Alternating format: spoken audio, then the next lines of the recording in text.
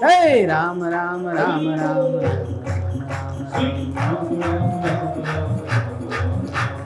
राम राम राम राम राम हरे राम राम राम राम राम हे राम राम राम राम राम हे राम राम राम राम राम राम राम हे राम राम राम राम राम राम हे राम राम राम राम राम राम राम।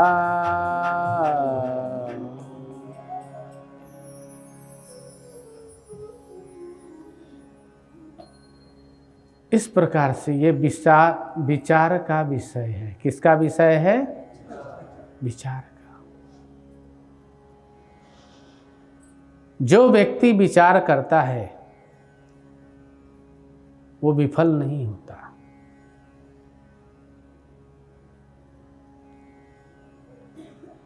कभी दुखी नहीं होता। अगर उसके पास दुख आ भी जाए तो विचार रूपी शक्ति उसको खत्म कर देती है। समझ रहे हैं ना? भूल से गलती से दुख आ भी जाए तो विचार रूपी शक्ति उसको खत्म कर देती है।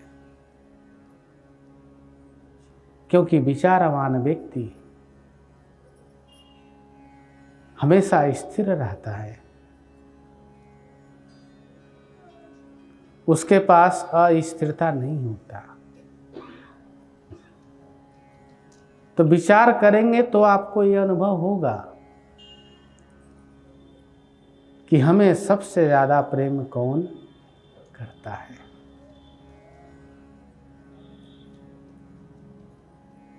और जब यह अनुभव हो जाए तो अपने प्रेमी को पहचानने में देर मत करिए। समझ रहे हैं ना? और पहचान करके फिर मुख को मोड़ लेना। श्री राम। कितना बड़ा घात है। हर एक के जीवन में होता है। बोलते हैं कि वो देख करके भी, मेरे को देख करके भी मुंह मोड़ लिया। कौन? जिसको आप प्रेम करते हैं, जो अपने आपके रिश्तेदार होते हैं। कई बार होता है ऐसे। फिर आके घर में आप बताते हैं, अरे फलानवा आज मिला था, देखो, देख करके मुंह मोड़ लिया उसने, एक बात भी नहीं करी। समझ रहे हैं ना? जब आपको एक संसारी आदमी के लिए इतना दुख हो सकता है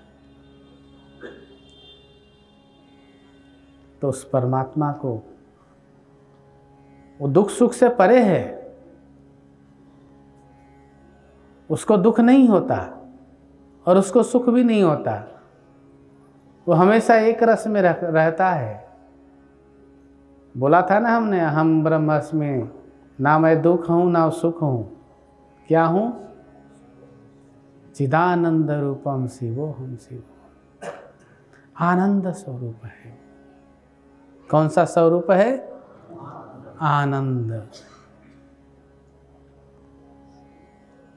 मेरा स्वरूप है आनंद।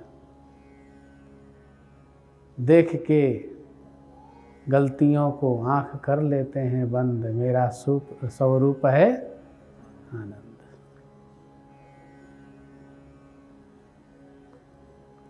उसको कोई फर्क नहीं पड़ता। फर्क आप ही को पड़ेगा। दुख आप ही भोगेंगे, भयभीत आप ही होते हैं। क्यों? क्योंकि आपको पता है कि मैंने सत्य से मुंह मोड़ा है। किससे मुंह मोड़ा है? सत्य से।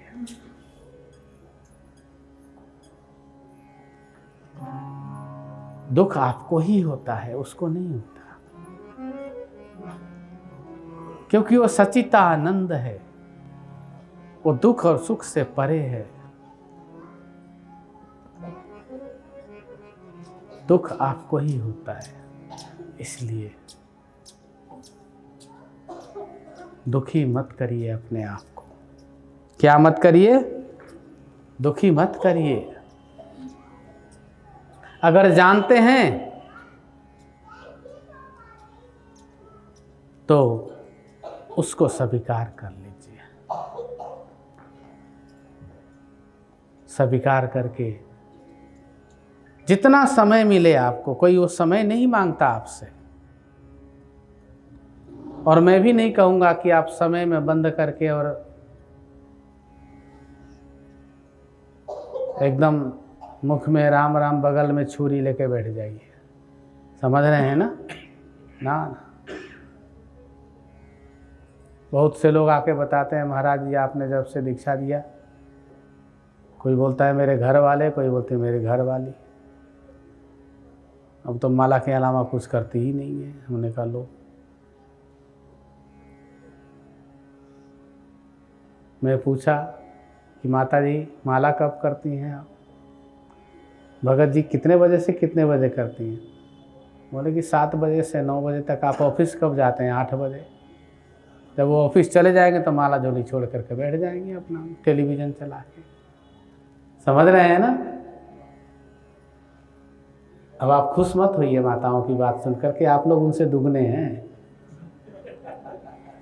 हाँ, अब आप बाहर जाके क्या करते हैं वो देखती थोड़े है। समझ रहे हैं ना? कोई किसी से कम ना है और ना है होगा। इसमें कोई कमी नहीं आने वाली है आपके, क्योंकि आचरण व्यवहार बिगड़ा हुआ है, वो परंपरागत बन गई है। समझ रहे हैं ना? वो सुधर नहीं सकता। हाँ, आपके पास मौका है।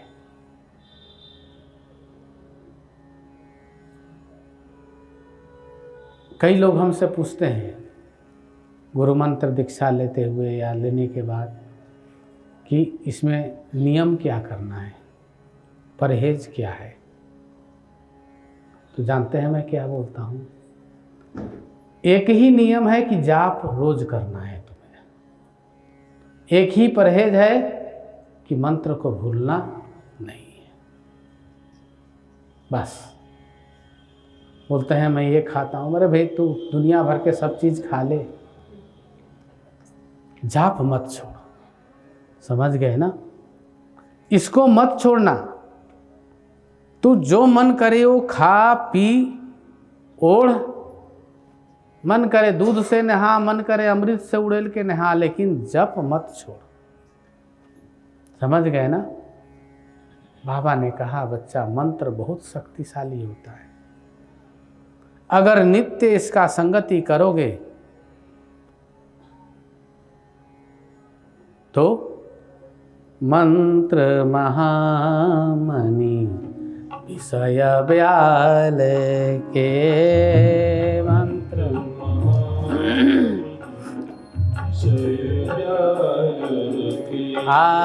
मंत्र महामणि विषय ब्याल के, मंत्र महामणि विषय ब्याल के, मेटत कठिन कुअंक भाल के, मेटत कठिन कुअंक भाल के। बोलिए सब कोई साथ में, बाद में हमारे। मंत्र महामणि विषय ब्याल के, मंत्र महामणि विषय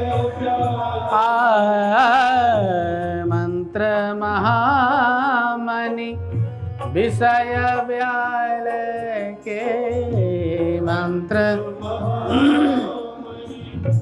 विषय ब्याल के, मेटत कठिन कुअंक भाल के, मेटत कठिन कुअंक। बड़े सुंदर शब्द हैं, मंत्र महामणि। और मीरा जी ने भी कहा योरी मैंने नाम रतन धन पायो। जी मैंने राम रतन धन पायो। जी मैंने नाम रतन धन पायो। जी मैंने राम रतन धन पायो। कबीर साहब ने भी कहा राम नाम है रतन अनमोला। राम नाम है रतन राम नाम है रतन अनमोला। राम नाम है रतन मिली है राम राम जी न बोला। मिली है राम जी न बोला। रविदास कहते हैं, संत रविदास भी बोलते हैं, कहे रविदास नाम रतन धन। कहे रविदास आए। कहे रविदास नाम रतन धन। कहे रविदास नाम ये बीच राखो छुपाए जी। ये बीच राखो छुपाए जी। नित नित जाप करो भक्तों मेरे। नित नित जाप करो भक्तों। नित नित जाप करो संत मेरे।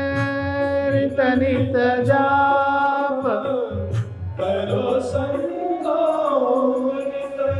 बढ़ते बढ़ता जाए रे।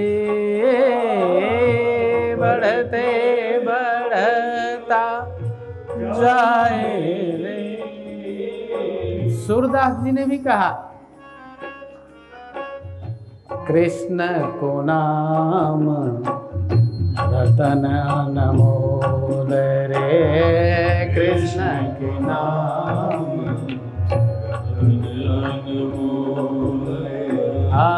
कृष्ण को नाम रतन अनमोल रे। कृष्ण को नाम रतन अनमोल रे। बिना देखे बिना पढ़े तू बोल रे। बिना देखे बिना पढ़े तू बोल रे। सभी संतों ने इसको मणि कहा, रत्न कहा। गोस्वामी जी ने कहा मंत्र महामणि विषय ब्याल के। ब्याल किसको कहते हैं पता है? सांप को। ये संसार रूपी जो विषय है उसके लिए वो सांप है। कौन? मंत्र। जैसे सांप चूहे को, ये विषय जो है उसको वो मंत्र खा जाता है। समझ रहे हैं ना? मंत्र महामणि विषय ब्याल। और आगे क्या कहते हैं? मेटत कठिन कुअंक भाल के। भाल किसको कहते हैं पता है? खोपड़ी को। रावण भी बोलता है ब्रह्मा जी को, सर काट देता है और बोलता है स्वाहा। बोला हे ब्रह्मा, जो तूने लिखा था उसको मैंने जला दिया। क्या कर दिया? जला दिया, स्वाहा कर दिया। अब तो मैं ही मैं हूं। समझ रहे हैं ना? मेटत कठिन कुअंक भाल के।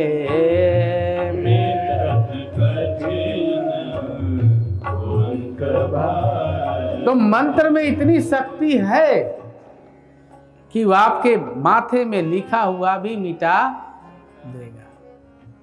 मिटा देगा।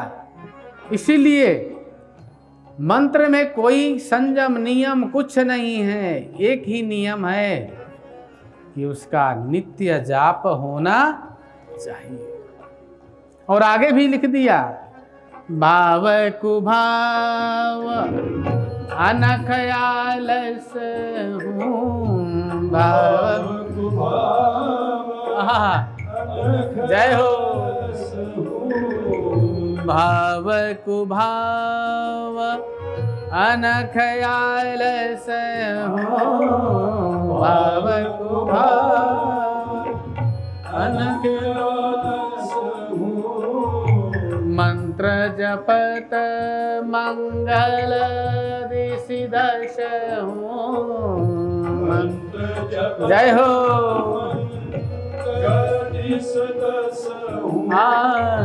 नाम जपत मंगल दिशि दश हूँ, नाम जपत मंगल दिशि दश हूँ।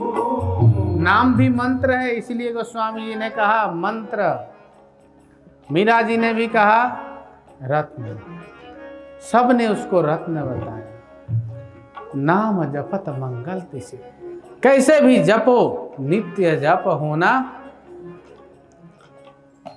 चाहे तुम कुछ भी खाओ, ये ध्यान रहे तुम्हें मंत्र भी खाना है।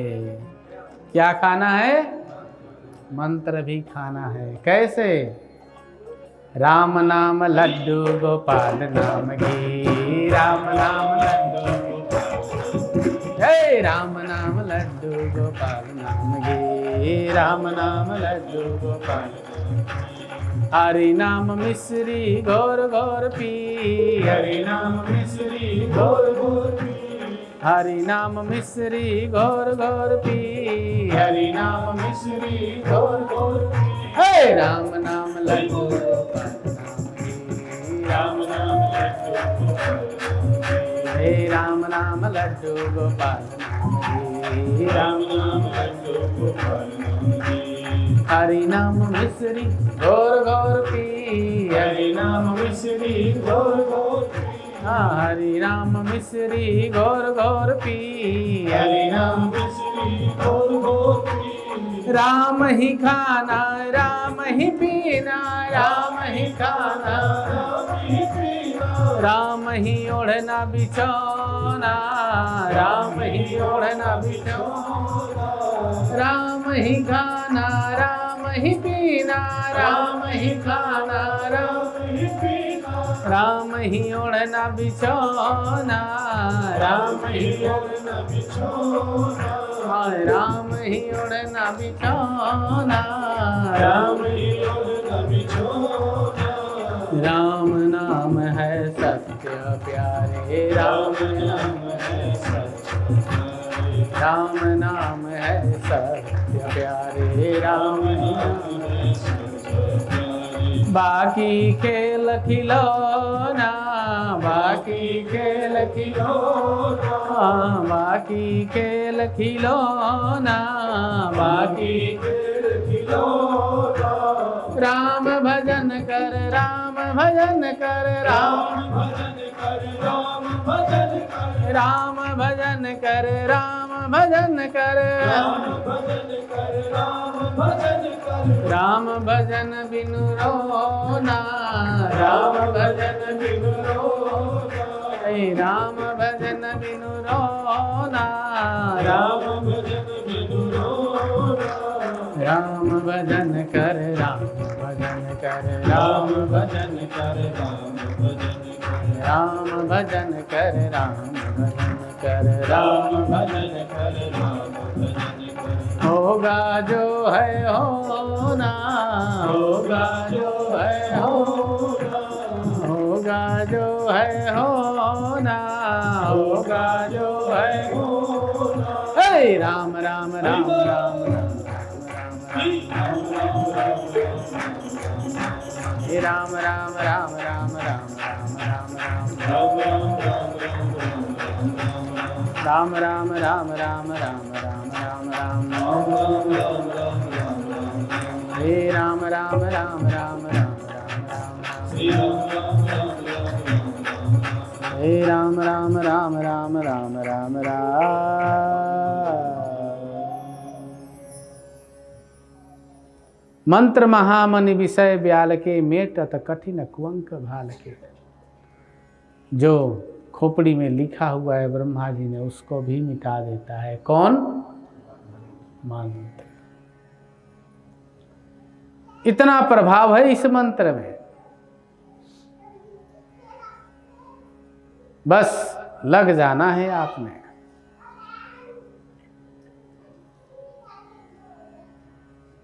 सब कुछ मिल जाएगा। जैसे चाहेंगे वैसे अपना भाग्य लिख लीजिए। समझ रहे हैं ना?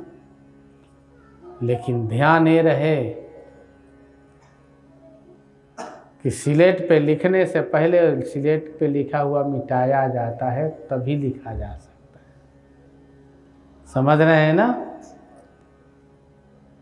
अगर लिखे हुए पे लिख दिए तो आपको भी पढ़ने में नहीं आएगा। समझ रहे हैं? पहले मिटाना पड़ेगा, और मिटेगा वो जप करने से ही। समझ रहे हैं? मिटेगा भी उसी से और लिखा भी उसी से जाएगा। अर्थात उसमें मिटाने की भी क्षमता है और लिखने की भी क्षमता है। आपको और क्या चाहिए? चाहिए तो क्या चाहिए भाई? तो सब कुछ तो मिला हुआ है, संभालना है उसको। समझ रहे हैं ना? संभालना है बस। मंत्र का जप करिए, कुछ भी हो कैसे भी हो, बस एक ही उद्देश्य है, जप, और कुछ नहीं। ठीक है? इस प्रकार से गुरुदेव ने कहा, बच्चा, यह मनुष्य सबसे उत्तम श्रेष्ठ है भगवान की रचना में। भगवान ने उसे अपना स्वरूप प्रदान किया है और उसमें अपना अंश दान किया है, अपना अनमोल रत्न उसमें डाल दिया है, जिसको आत्मा रत्न कहते हैं। इस प्रकार से ईश्वर से प्रेम करिए। संसार में जो चल रहा है वो चलता रहेगा। करते रहिए जो कर रहे हैं। सुधरना आपके बस की नहीं है। समझ रहे हैं ना? इतना समय है आपके पास कि आप स्मरण कर सकते हैं, जप कर सकते हैं। उस समय को मत गंवाइए। समझ रहे हैं ना? एक व्यक्ति एक संत के पास गया, बोला, महाराज मेरी गरीबी कब मिटेगी? संत ने कहा, तुम गरीब है? मुझे तो तुझ जैसा अमीर कोई दिखाई नहीं दे रहा है। बोला, क्यों मजाक उड़ा रहे हैं महाराज जी, आप तो संत हैं। बोले, इसीलिए तो बोल रहे हैं बेटा, गरीब किस बात का? तुम्हें क्या नहीं है तुम्हारे पास? बोले, महाराज आज को खावे कल को झंखे। आप बोल रहे हैं कि मेरे पास सब कुछ है। महात्मा ने कहा, कि तू ऐसा मानता है, लेकिन मैं ऐसा नहीं मानता।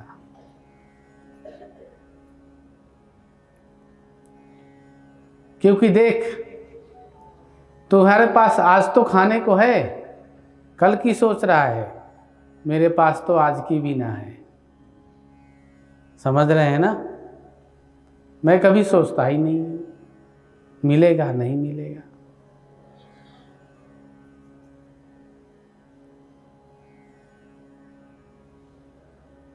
तो बोला आप तो हमसे भी गरीब हैं।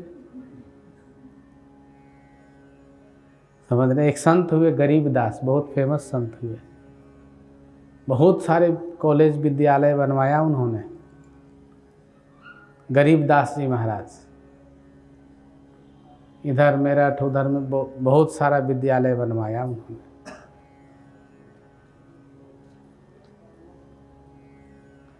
एक बार मैं हिमालय में था, उनसे मिला, बहुत अच्छे संत। तो उसने कहा महाराज आप तो हमसे भी बड़े गरीब हो, लेकिन आप तो बड़े खुश नजर आ रहे हो, क्या बात है? महात्मा जी ने कहा बेटा, गरीबी भी एक बहुत बड़ी उपाधि है, और फलता फूलता उसी को है जिसने इसको साधी है। जिसने इसको साध लिया उसी को ये फलता फूलता है। हर चीज फलता फूलता है, गरीबी भी फलता फूलता है। इसीलिए कबीर साहब ने कहा साईं इतना दीजिए जिसमें कुटुंब समाए। मुझे ज्यादा चाहिए ही नहीं, अगर ज्यादा हो जाएगा तो क्या होगा? कभी घर में दूध ज्यादा आ जाए, बोलते हैं अरे ज्यादा हो गया, पनीर बना लो, दही बना लो। बोले दही तो बनाते ही हैं रोज, अरे पनीर बना लो, थोड़ा और ज़्यादा बना लो।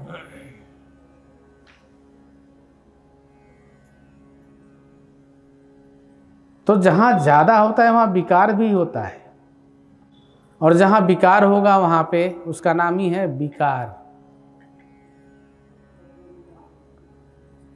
वहाँ पे कभी भी शांति नहीं होता। समझ रहे हैं ना? जहाँ विकार होगा वहाँ शांति नहीं हो सकता, और जहाँ शांति है वहाँ गरीबी नहीं हो सकता। क्या नहीं होगा? गरीबी नहीं होगा।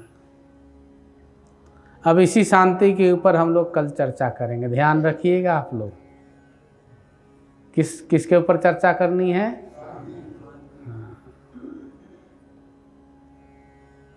शांति नहीं मिलता लोगों को। तो एक भगत थे, उनके लड़के का नाम था शांत कुमार, लड़की का नाम शांति कुमारी। हमने कहा भाई दोनों, बोले महाराज घर में अशांति ना बने इसलिए शांति शांति करनी। समझ रहे हैं ना? मिश्रा जी हैं, वो बड़े अच्छे भक्त हैं, शांत कुमार, और लड़की का नाम शांति कुमारी। तो हमने कहा आपका नाम क्या है? हंसने लगे। तो माता जी वहीं खड़ी थी, उन्होंने बोला कि मैं इनको शांतनु करके बुलाती हूँ। तो शांति स्मरण होने से भी आती है। मैंने बोला ना, याद करने से आती है। नाम क्यों रखा? प्रभाव होता है नाम का। तो कल से हम लोग चर्चा करेंगे इसके ऊपर, शांति के ऊपर। आचार्य, गुरुजन, संत, महापुरुष जो हमारे हुए हैं, बड़े ही दृढ़ निश्चयी, बड़े ही त्यागी सत्पुरुष, उन्होंने हम लोगों को मार्गदर्शन किया है, हम लोगों को मार्ग बताया है। किस लिए बताया? कि हम लोग दुख को उपलब्ध ना हो, दुख को प्राप्त ना हो, कष्ट को प्राप्त ना हो। आदमी सोचता है कि मैं सबसे बलवान हूँ, फिर भी भयभीत रहता है वो। समझ रहे हैं ना? पहलवान आदमी और भयभीत रहता है, क्योंकि टक्कर लेना पड़ता है उसको अखाड़े में। समझ रहे हैं? इसलिए और भयभीत रहता है वो। तो ये संसार है, ये अखाड़ा है बहुत बड़ा, और लगातार टक्कर हो रही है। समझ रहे हैं? अब इस टक्कर में श्री राधे, शांति कहाँ से मिलेगी? खोजना है उसको। बाहर नहीं है आसपास, अंदर में ही है। लेकिन इसके लिए थोड़ा परिश्रम, थोड़ा प्रयत्न, थोड़ा समय निकालना पड़ेगा। गुरुदेव की असीम कृपा है। कल फिर चर्चा करेंगे अपने आचार्यों के ऊपर और शांति के ऊपर।